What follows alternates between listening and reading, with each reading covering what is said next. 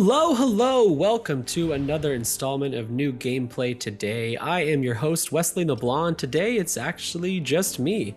Basically I'm going to be walking you through a short snippet of my demo from the DioField Chronicle, which is an upcoming simulation strategy RPG. It's doing a lot of cool things for the genre. If you're a fan of Fire Emblem, I definitely think it's one you're going to want to watch for sure and maybe check out. So as you can see, we are doing this little mission at a certain volcano, and our goal here is to kill some bad guys, as you might expect. That's what we're going to be doing in every mission. And let's get this mission started so I can kind of walk you through what exactly is going on here. This is about an hour into the initial demo, which takes place in Chapter 1. So if you're worried about spoilers, don't fret. There's not too much going on here story-wise. And I suspect this game will be quite large, so a little snippet of Chapter 1 shouldn't affect you too much. So as you can see, our only victory condition is defeat all of the enemies. Now, there's also little sub-objectives, and the sub-objectives, as you might expect, each come with their own rewards. For example, if I stop the enemies, defeat all of them without losing a single ally to battle, then I'll gain a point that allows me to level up one of my character's abilities. And so I'm just going through my equipment and my team, making sure I have everything I need for this mission, like potions. I found the difficulty to be a little high, but in a good way. It's kind of how I like to play these more strategy, tactical RPGs. The challenge makes the stakes feel real. Unlike Fire Emblem, I do not believe there's permadeath, or at least I didn't experience that in this demo. What happens when you die is your character goes down, and you have to send another character to rescue them. And if you don't rescue them, then they will be out for the duration of the battle. I never let that happen because I'm really good, obviously, duh. Just kidding. But so basically at the start of each battle, you're going to kind of charge in with your group. And then I'm going to assign the archer to that guy right there, who is also an archer. Understood. Archers do a lot of damage, but they don't handle damage well. They have low HP. So sending one archer on that archer should be just fine. I've got my Cavalier, that's the guy on the horse, attacking head on. He's gonna take on the knight with a sword and shield. And then I also have my mage user helping him out. And let me get you the official names of everyone here, just so we have that squared away. The main character, who's the bottom left on the screen, that's Andreas Rondarson. And then we also have, so going left to right, we have Andreas Rondarson, Fredret Lester. And then we've got the archer is Iskarion Colchester, and the mage on the far right, she's Waltequin Redditch. You can't see her, but there's also Islair Wigan. She is not one of my 4 main party members, but you can attach one of your units to a party member, almost like a companion, and that gives you access to their special abilities. And so I believe I have Islair Wigan attached to Fredret Lester. And yeah, we're just gonna let this play out and see what happens.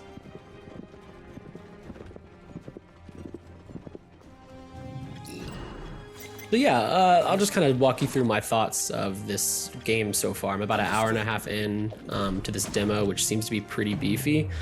I'm loving this game a lot. It's really scratching the Fire Emblem itch, but because it uses real-time battle, it's quite different from that actually. I think just the easiest comparison to a game like this is Fire Emblem for me. I'm sure there are other better comparisons out there to make. But yeah, it seems very story-driven, very character-driven. You know, you're finding out the backstory of these characters. You're introducing new party members to your party. Characters react differently based on who you recruit, and each member kind of handles a different part of the battlefield. So the main guy on the horse, he's better for just kind of charging in, and he even has an ability called Full Frontal Assault that lets him kind of charge through an entire crowd of enemies. And then you've got your mage. She's primarily great for healing, but she also can do magic attacks, and she has some great AoE attacks that I like. The archer, you definitely want to keep him kind of behind the rest of your crew, because they, once again, do go down quite easily. And then I also have an assassin like character, uses a dagger, moves fast. His main special ability is assassinate, which just does insane damage. It's awesome. And each of these special abilities has like a little animation to go with it, so it's visually really stimulating to watch. As you can see right here, I'm going to use a shield wall to kind of protect my entire squad. And that move saved me many times during this demo. As the name shield wall implies, it just puts up a giant shield and reduces damage taken while in that blue circle. Which is great because a lot of these battles get quite heated. Perhaps I'm playing the game incorrectly or I'm just not great at it, but I was kind of, biting my nails in many of these battles. And the health, there is health pickups. There's a green one at the top of the screen, but they're not super abundant, so you definitely don't want to rely on being able to pick up health after every mini battle on this entire landscape. As you can see, my mage, Walta Quinn Redditch, just used an AoE attack, always super helpful. They just died. And yeah, so we're making quick work of this group right here. Nothing too challenging. Again, these are kind of just the mob enemies that you make your way through as you move through this volcano area. If you look in the top right hand corner, you can see speed. So yeah, if you click right on the D-pad, you can speed it up to 1.5 and then 2 times. I found that especially helpful in moments like this when you're not fighting an enemy and you kind of just want to get to the next fight. I didn't do it here, of course, because I'm trying to show you what this game looks like in real time. But even when you're fighting like lower mob enemies that you know you're going to win without a struggle, the speed option in the top right corner helps a lot. Of course, whenever you're fighting a boss or a tougher enemy, it does not help to have that speed up high unless you're really great. I like to slow it down and really pay attention to what I'm doing to ensure that I keep all my party members alive. Because again, in every mission I've done so far, the sub-objective, one of them is to keep your entire party alive and don't let them faint once. And getting those ability points to upgrade with afterward is super crucial. So that was always on the top of my mind in every fight. Target. So yeah, we're just kind of continuing to advance through here. All right, so let me break down the different unit types we have at play here. The main character is a soldier. Soldiers are, I believe, your main DPS units. They use daggers, swords, and shields, and also axes. The guy on the horse is a cavalier. He's using a lance, but you can also use claws. Understood. And then there's the sharpshooter, which can use bows or guns. As you can see, mine's using a standard bow. I didn't get access to a gun, or at least I think I did. So I'm excited to see how those play, if at all differently from archers. And the final type is the magicker, so basically your mage, and they can use staffs and wands. You've got your attacks that can do damage, you've got your attacks that can heal your squad. I found the healing spells crucial to surviving. And yeah, you're kind of just using different abilities to get the job done. One especially important thing to keep in mind when fighting is ambush. And so you can ambush an enemy by getting behind them. And as you might imagine with a game like this where you're controlling a unit in real time, it's really important to pay attention to who you're attacking, how much damage they're doing to that enemy, how much damage the enemy is doing to you, but then also kind of pay attention to your placement on the battlefield. If an enemy is especially tough or especially kicking one of my other party members' butts, I'll try to route one of my other party members to behind that enemy to get the ambush damage. And that ambush damage stays as long as they're behind the enemy. So if you've got an enemy that's busy fighting one of your other party members and you sick one of your party members behind that enemy, there's a good chance they'll just continue to do ambush damage the entire time, which I found to be a great strategy to take on tougher enemies.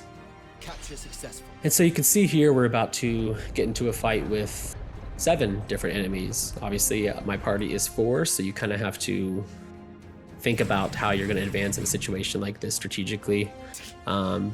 What I did here, as you're going to see, is I attacked the people on the right first. I was hoping that the people on the left wouldn't bother to attack because I was kind of out of their radiuses, but I think there's some kind of mechanic where if nearby soldiers are fighting, everybody will jump in. I'm not too sure what's going on there, but yeah, as you can see, this fight against 2 quickly became one where I was overpowered and overwhelmed. But don't worry, I survive. right away.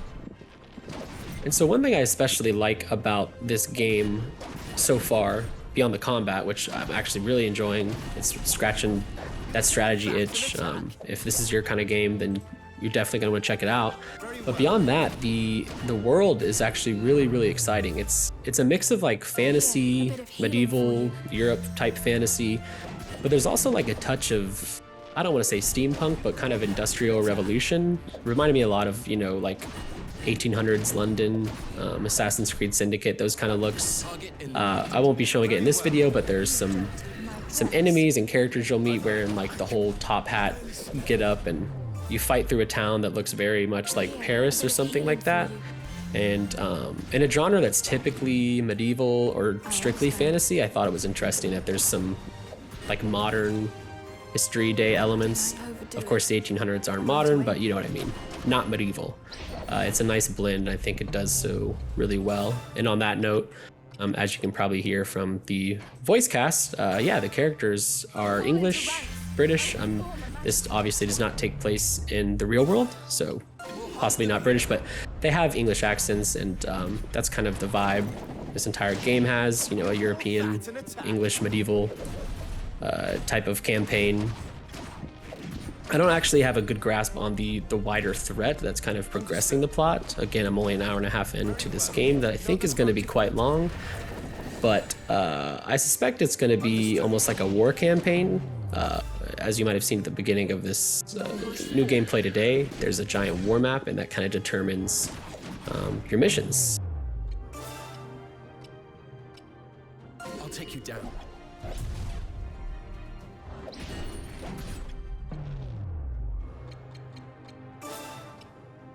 Think you can escape?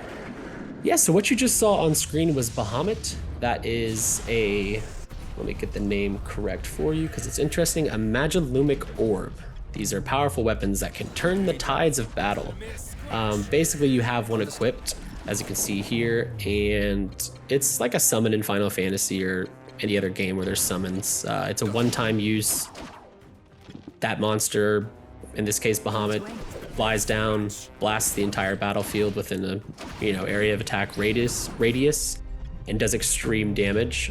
I kind of held it in my back pocket for any time I felt especially overwhelmed, which is why you saw me use it in this 7v4 fight. And it's awesome.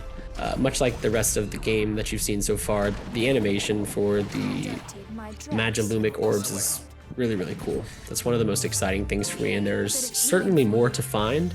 And I'm excited to see what other Magilumic orbs or monsters are summoned forth from those. And so yeah, as you can see, I completed the Coswell Volcano Expedition, and I completed all sub-objectives, which meant I got the ability point, and I got the gold bar as well. So we've got a little bit of some party talk afterward. That's true. Nothing too wild going on in the story so far. It's kind of just Andreas is a mercenary, and he's gathering up other mercenaries and fighting on behalf of this kingdom. Seems like a pretty typical mercenary story so far. The whole, I don't really pledge allegiance to anyone, but I'm here for those who have gold kind of thing. Very similar to Fire Emblem Three Hopes, if you've played that, which I reviewed on GameInformer.com, and you can go read that right now. So yeah, we're nearing the end of our video here, but I wanted to showcase a little bit about what this game looks like when you're not on the battlefield fighting. As you can see, you're controlling a third-person character and walking through this kingdom palace. I'm talking to the person that gave me their quest. Anyway, thank you And so much. yeah, so he's the researcher is in charge of a special laboratory that creates new Magilumic orbs, which again are those summons I used earlier in this video. This character seems a little dodgy. Maybe he's doing some research he shouldn't be doing. I'm not too sure, but Andreas can prosper from that. He gets more Magilumic orbs, and of course those are going to help the mercenary on the battlefield. And another thing. So I'll just kind of let this play out a bit. very well. That's a huge help. Putting that aside. A A pretty dialogue heavy game, I should say, as you can see. typical RPG-ness. You know, you're talking to characters, getting quests. Some of them are asking you to go do this simple thing around the palace. Another one's asking you to go fight this sub-quest on the mission map or warboard. And so here's practice battle. Similar to games like Fire Emblem, you can redo any battle you've played in, and that seems to be the primary way to level up your character or grind. I'm not sure I'm the biggest fan of that. I hope that the subquest system opens up more where I can kind of just tackle subquests to get more experience rather than replaying missions I've already completed, because that can get a little boring in my opinion. Alrighty, and that's going to wrap up our time with the DioField Chronicle today. Again, this is a game co-developed by Square Enix alongside developer Landcars, and it is being published by Square Enix. It comes out September 22nd this year, so just a little over a month, on PlayStation 5, PlayStation 4, Xbox Series XS, Xbox One, Switch, and PC. Hope you enjoyed watching this today, and be sure to check out all the other new gameplay todays we have uploading on the official Game Informer YouTube channel. Thanks, and have a great one.